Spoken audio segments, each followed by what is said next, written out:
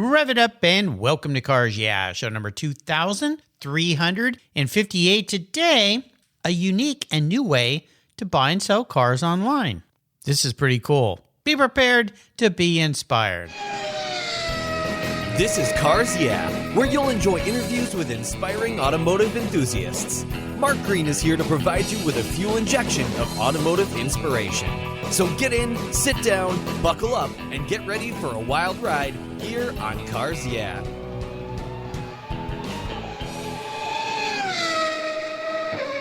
Hello, inspiring automotive enthusiasts, and welcome to Cars Yeah. Today I'm in Pepper Pike, Ohio, with a very special guest by the name of Mitch Scher. Mitch, welcome to Cars Yeah. Do you have it in gear? And are you ready to release the clutch? Absolutely. All right. Now, normally when I go to the dentist, it's not a bad experience, but it's like, I don't really want to be here. Today I'm with a dentist, but this is going to be fun because we're going to be dealing with cars. And before I introduce you and we dive into this new venture you're involved with, what's one little thing that people don't know about you, Mitch?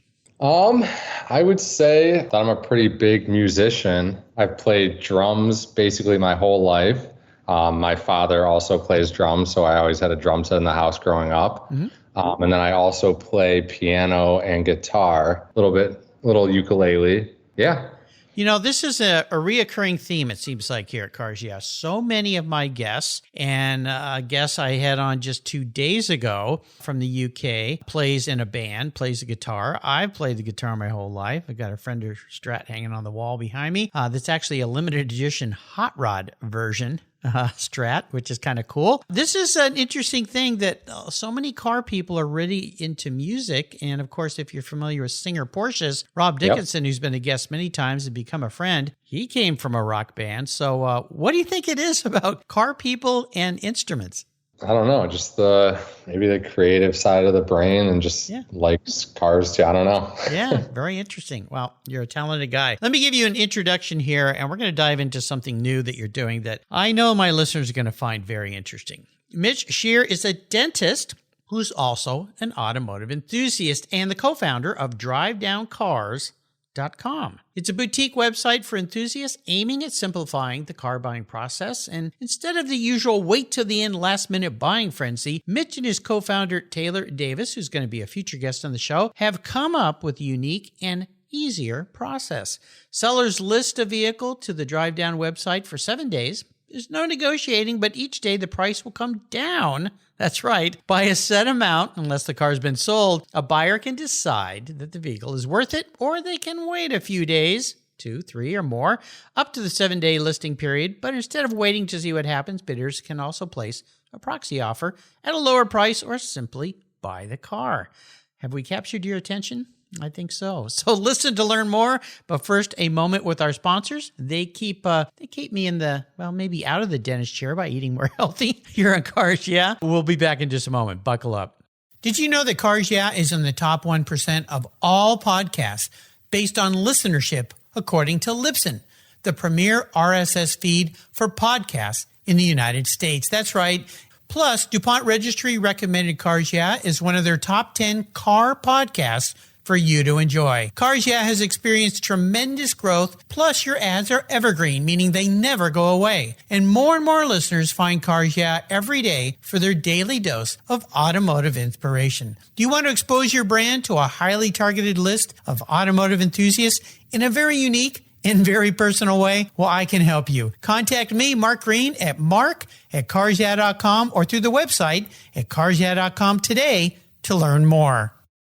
Years ago, when it was time to renew my collector car insurance policy, my carrier's rates went up, way up, but my usage was the same and I never made a claim. I didn't even have a ticket. So what's with that? So I turned to American Collectors Insurance. Has your collector car insurance recently raised your rates for no good reason? Tired of paying an annual membership fee? Then it's time to look around and call American Collectors Insurance. I shopped around, I asked friends for recommendations, and found a winner that I can trust. And boy, I'm glad I did. I saved hundreds of dollars every year and slept better at night knowing my baby was properly insured. American Collectors Insurance have been protecting vehicles since 1976. They provided me with an agreed value insurance policy backed by their history of taking great care of their clients. What could be better than that? So give them a call and ask for a quote today. 866-ACI-YEAH. That's 866-224-9324. And protect the ones you love like I did with American Collectors Insurance. Classic car insurance designed by collectors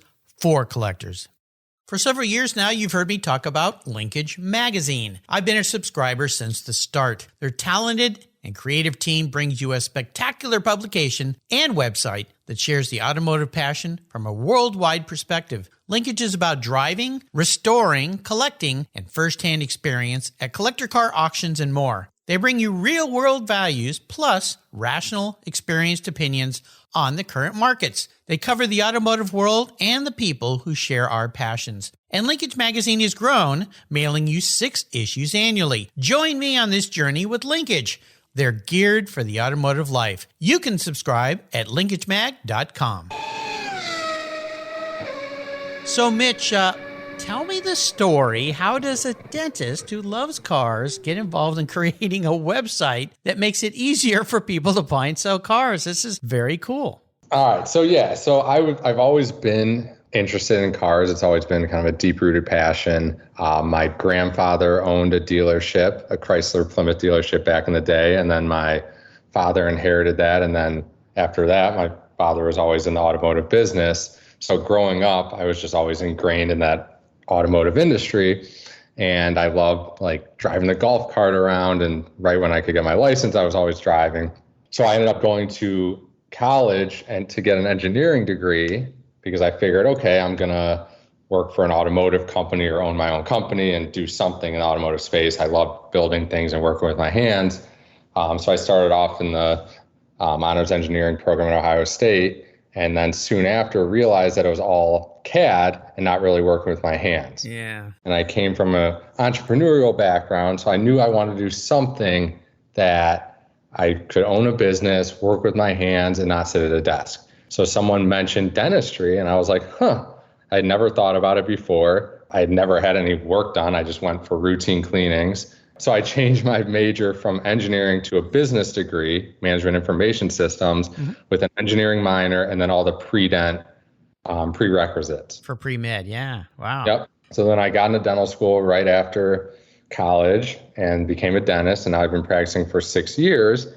And that's been great. And I own a business and I own 2 practices and I love it. But it gave me the opportunity to buy and sell and collect cars as a hobby. So I was buying and selling cars and realized how big of a pain it was and just how much time I was wasting trying to do these private sales. And I didn't just want to trade into a dealership because obviously you don't get the money there. So I was listing cars on Auto Trader and Facebook Marketplace. And I just keep saying I would get 50, is it still available right away? And then I would answer all of them. Half of those people wouldn't respond after that. And then the other half would say, hey, would you take 30 grand today when it's listed at 45 or 50 grand? Sure. Yeah. Yeah. So I realized, and you have to be nice to each one of them, of course, because you don't know if it's going to be the second person that reaches out or the 52nd person. And so between seeing patients and at night, I would be answering these people and just answering all their questions only to be let down with them ghosting me or lowballing me.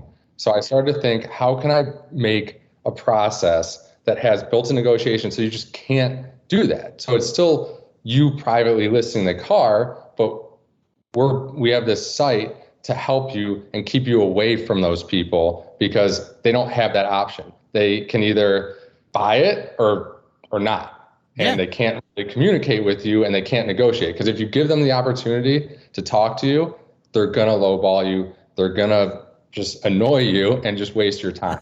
So it's kind of like, it's just do it or not. Wow. Well, this is very cool. You know, when I first heard about what you were doing, I went, what? Huh? This doesn't make sense. It's a complete opposite of the normal thing, but as you explain it now, it makes perfect sense because any of us that have sold a car that way, yeah. And tire kickers, man, they waste a lot of time. It's like, I don't know. Anyway, it's a really interesting thing. How does the seller come in and sell the car? Is there a fee or anything? And then what happens to when the buyer buys the car? Do they pay the fee? So in short, just as quickly, it's free for sellers and the industry standard 5% for buyers. Got it. So a seller will submit their car, and then we look at it and decide if we can add value to that car. So if there's a 5-year-old F-150, sure, great car, but we don't feel like we can add value to that listing, so that's not a great fit. But any sort of M car, like BMW M car or Porsche 911 or Cayman, whatever, something like that, or an enthusiast car or a Miata or an S2000, something that there's a cult following, we feel like we can add value. And we have a good amount of sponsorships and collaborators that also add value. So it's cars like that. But yeah, so free for sellers, they submit the car, we accept it, and then it starts running. It'll go into coming soon so we can start marketing it, and then it'll go live. And again, be live for 7 days. And yeah, and then when the buyer clicks buy it now, little box will come up saying, you understand that this is a binding buy it now, and that your card is going to be charged 5%, and that you owe the full purchase price directly to the seller. And when they click that buy now button, it's the same as the other types of auction sites. It just connects the buyer and seller via email and says, hey guys, here's the information, each other's information, here's some tips on how to finish a good transaction, and then go from there. Very cool. Yeah, very cool. Well, it's a very interesting concept, and that's why I'm so excited to have you on the show and get your co-founder on the show as well. So yeah, buying cars has changed so much, and I think COVID accelerated all this. At what point in time, like when did the site launch, and at what point in time did you, from the time you said, here's my idea, to you guys launch, what was that time period like? So I came up with the idea, I believe, in February of 21. And then I presented it to Taylor, my co-founder, probably a couple weeks after that, after I made like a whole pitch deck and everything. And then we hired a developer in May, a development team in New York. And they worked on it for about a little over a year. And then we ran into some issues and their capabilities. So we ended up switching developers, and then now our developer now finished it about a month ago. So we've been live for a month, and actually we're building a brand new site in the background right now. Our current one is fully capable, but we're just building something a little more robust and with some new things that we're just already realizing already that'll be better, and just some better user interface and experience that can improve it. It's a work in progress. It always is with anything new like this. So yeah, and I'm assuming your users and sellers and buyers will also offer you opportunities to improve and change. And yeah, that's never ending. Sorry to say, that will never end. So, but that's just part of the deal. Well, I'm really excited. This is very cool. And it's quite interesting that you went in the field of medicine and you're a dentist, but that you turned your passion and into a side hustle, if you will, which is quite fascinating. But bravo to you and your partner there. Is he also in medicine, or is he a venture capital guy, or how did he get involved? No, so his family owns a BMW Jaguar Land Rover dealership in Cleveland. Okay, got it. All right. He's got a lot of dealership experience, so his father obviously owns the dealership now. So with the connections and his experience, I felt like it would be a perfect fit, and he's my best friend too. So even better.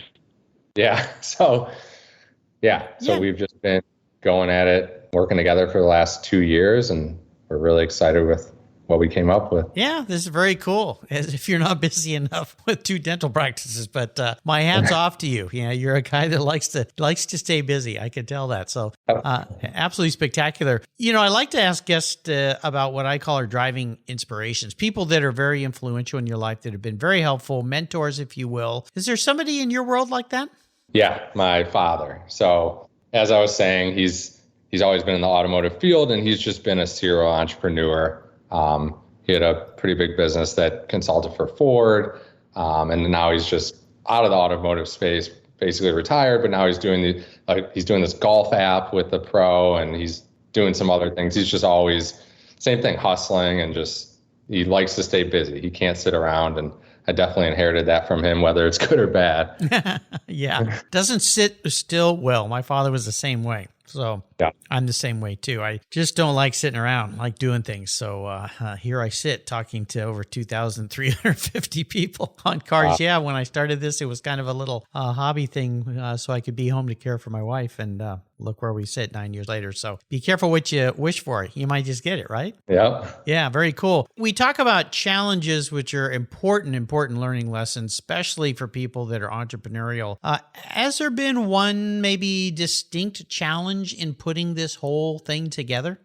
Yeah, I mean, the development process was supposed to take 6 months. I knew it would take longer than that, but I didn't expect 2 years. Yeah. And just dealing with those issues has been a struggle, but I'm glad, again, that we're here now and that we're rebuilding a brand new site in the background. And so it's all uphill from here, I guess. But well, we hope so. It's like a car restoration in many ways. Sometimes until you start taking everything apart, you don't quite know what you've got to work with. And then when you have to put it all back together and make it work, there's always extra things that you don't realize you want to do as well. So I always say to people that want to do an automotive restoration project, figure your maximum budget and triple it, because that's where or like building a house, right? It's the same way. Yeah, it just, we started what was 12 years ago, a small addition to our home that, exploded into a major remodel. So, oh my gosh, that's how it goes. Well, if we look forward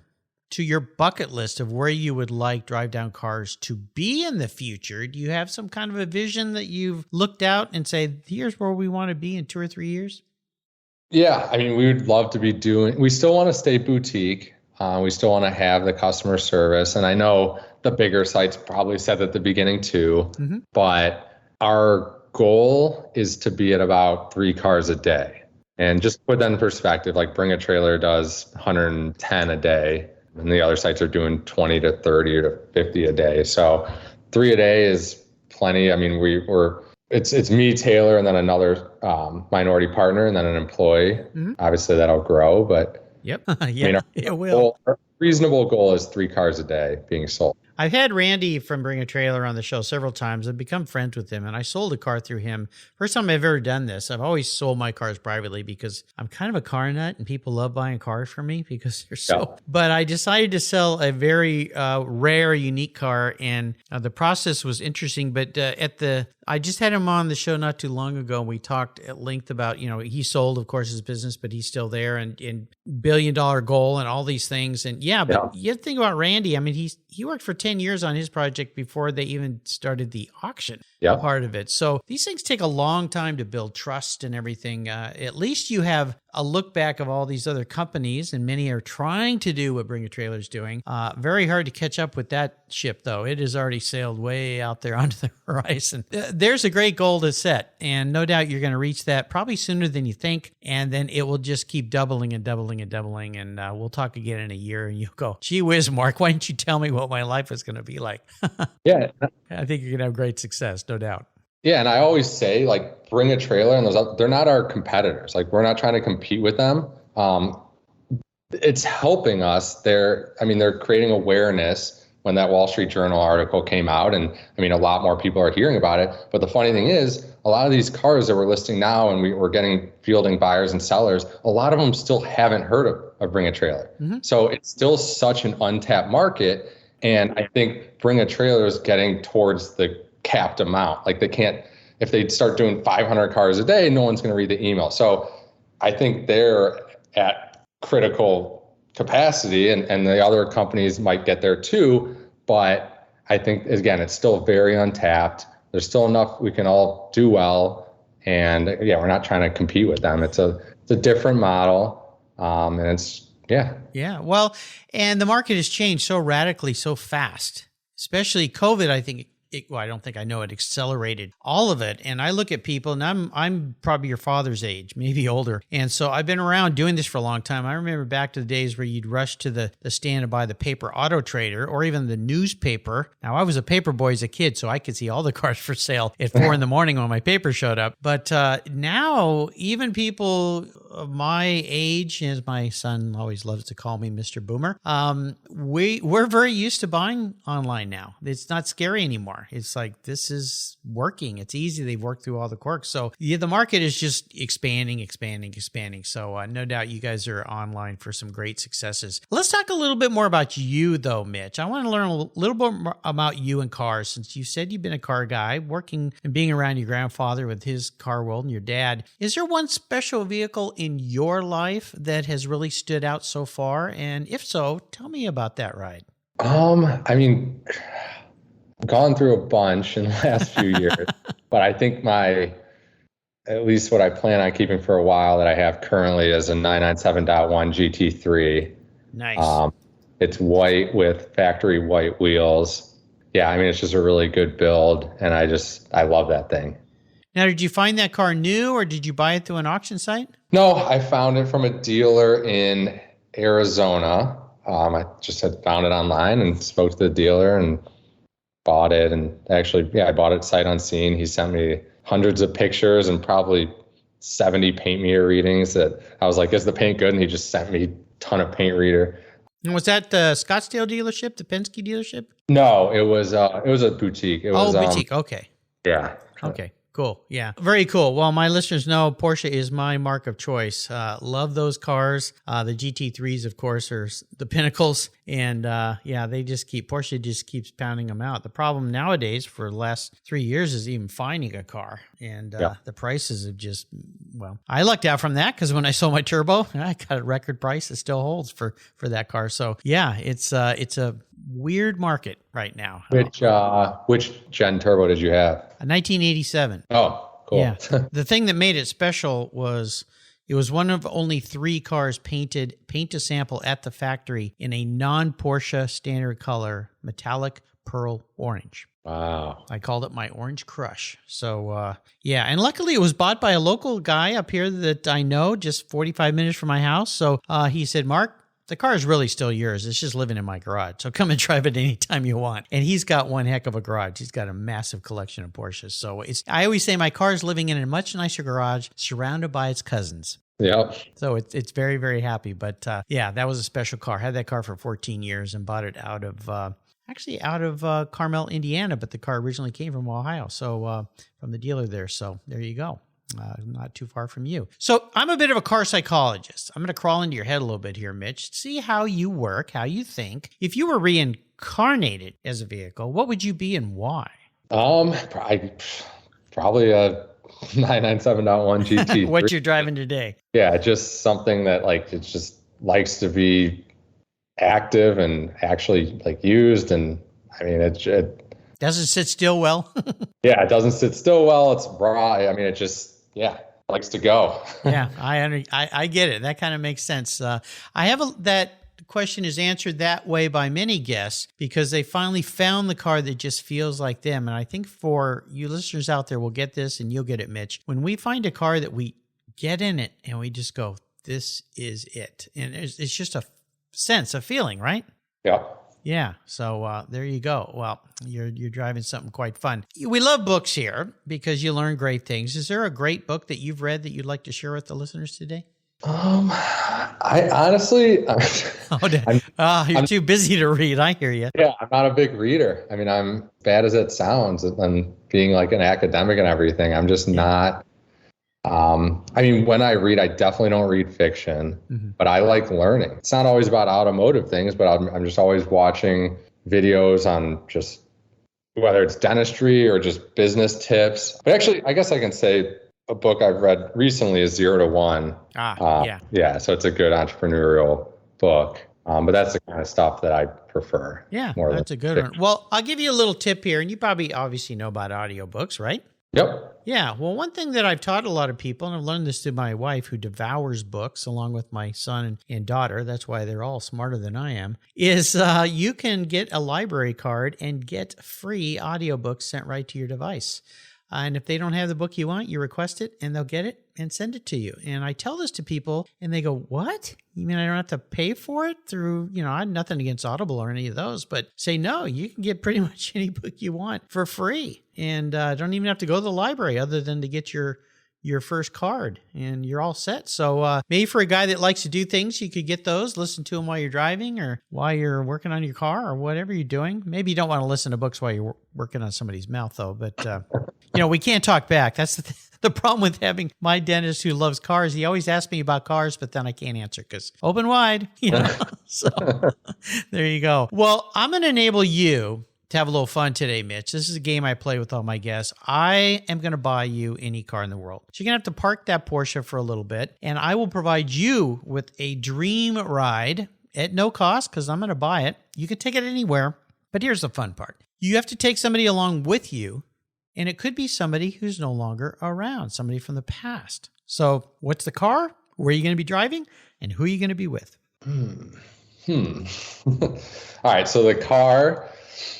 And not to be cliche with Doug DeMuro, because I had always said it before he got it, but I mean, a Carrera GT is my grail car. Uh-huh. And if I would drive it somewhere, I would go back to the Autobahn and definitely take it on there. And who would I drive with?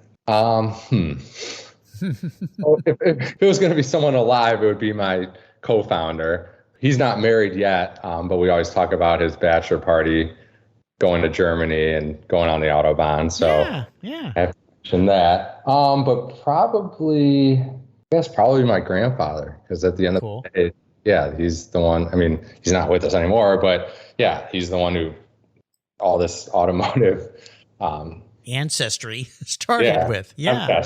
From. So I'd love to. Yeah. Very cool. A Carrera GT, that is one of those, I think there's like the 4 holy grails of supercar Porsches. I've never been able to drive one. I've been a passenger in one. Have you ever had the pleasure of driving one? Nope. I've sat in one or sat in a couple, but I've not been in it when it was on. Most people that own those won't toss you the keys. But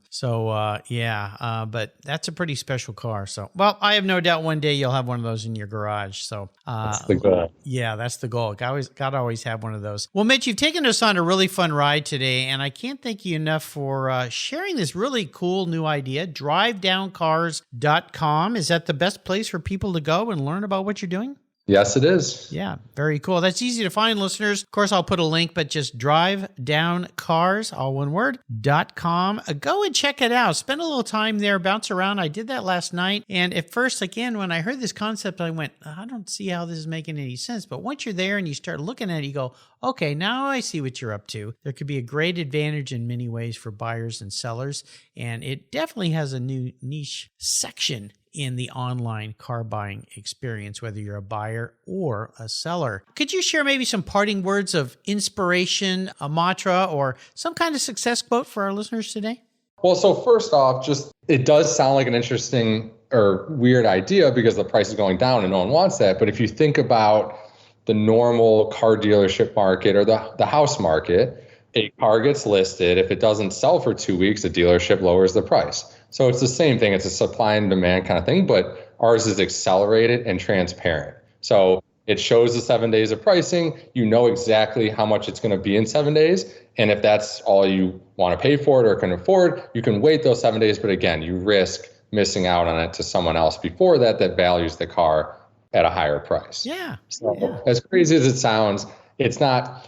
The price dropping concept isn't new. And then this auction style submission process isn't new either. But the combination of the both is new. Yeah. So it's disrupting, but it's not crazy.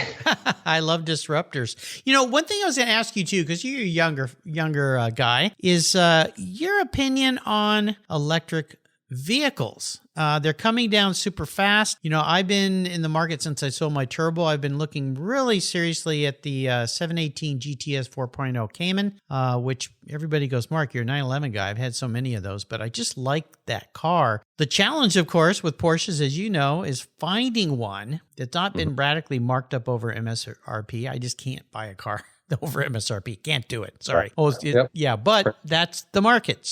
But they're going to be stopping. In fact, I don't even think you can get allocations are about to end here because that car is going to go electric. What's your opinion, being a young guy and seeing this massive change that I've never seen in the car industry before of the electric vehicles?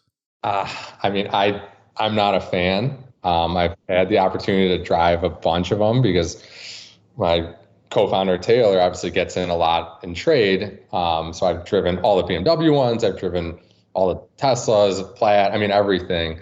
And they're fast as heck, but it makes me nauseous. Like I need that noise. I need the feeling. I don't like the piped in noise, right? Like I need an actual engine. So it bums me out, but hopefully they let us still keep some gas cars in the future. I just don't want to be forced into constantly driving an electric car. And for daily driving, sure. But I don't drive that much. So when I drive my currently 3 miles or 4 miles to work, like I want to enjoy it. I want to smile. There you go. Electric cars just don't do it for me right now. So. Yeah, I understand. Have you had a chance to drive a Taycan? Yes. Yeah, pretty impressive. But again, where's the noise? Yep. It's like, I want I'm with you, buddy. So how about leaving us with parting words of wisdom or a mantra of some kind? I would just say with anyone trying to start a company, it's really difficult, but if you're really passionate about it, do it. And a passion project can turn into a full-time job and you'll just love every day of life then. Absolutely. Yeah. And now hopefully it doesn't take you away from your patients. So I'm guessing your patients love you very much. So you'll still be in the dentistry industry for a while, you think? Yeah. We'll see where this goes, but yeah, you never know. You never know. Yeah. Well, Mitch, thank you for being so generous with your time. Thank you for being so daring and bold to start this new venture. I think it's great. DriveDownCars.com, no doubt, will be a success. Until you and I talk again, my friend, I'll see you down the road. All right. Thanks so much. You're welcome. 20, 50, or 100 years from now, will there be a workforce to care for the collector vehicles we love? With auto shop programs disappearing across the country, it's a question we enthusiasts have to ask. That's why I support the RPM Foundation, which exists to ensure that the critical skills necessary to preserve and restore these vehicles aren't lost to time. One of the many ways RPM, which is short for Restoration, Preservation, and Mentorship, is accomplishing this goal is through workforce development initiatives. The RPM apprenticeship program enables the next generation of artisans to earn a living while they learn the craft of restoring and preserving these vehicles directly from industry professionals. The Endangered Skills Program documents the process of masters training future craftspeople on a variety of critical skills in danger of being lost forever. For more information on how the RPM Foundation is driving the future of the collector vehicle skills trade, visit RPM Foundation today. They're one of the charities of choice here on Cars Yeah! Thank you so much for joining us on today's ride here at Cars Yeah! Drive on over to carsyeah.com to find show notes and inspiring automotive fun.